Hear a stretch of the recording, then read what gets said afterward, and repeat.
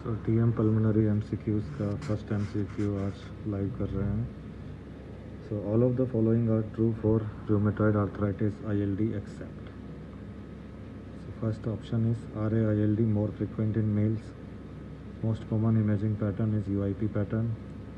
UIP in RA present with decreased amount of germinal center compared to IPF, and UIP in RA present with decreased number of fibroblastic foci compared to IPF. So let's discuss the first option.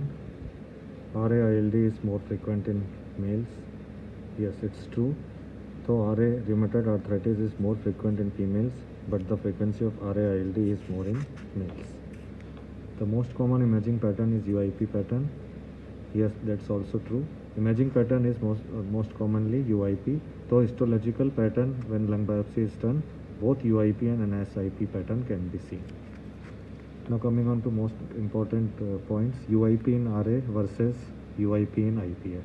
So there is a minor, in some studies difference was found that when UIP in RA, it presents with increased amount of germinal centers, while IPF presents with increased number of fibroblastic foci. Then we compare these two options. So the third is false. UIP in RA presents with increased amount of germinal center rather than decreased amount of germinal center. So what's the clinical relevance of this MCQ? When you see a patient with HRCT findings, honeycombing, peripherally placed, suspicion of pulmonary fibrosis or idiopathic pulmonary fibrosis, UIP pattern, then you need to rule out rheumatoid arthritis, which can be done by RA factor, anti-CCP, because the treatment differs in both of them. One is autoimmune condition and one requires only antifibrotic.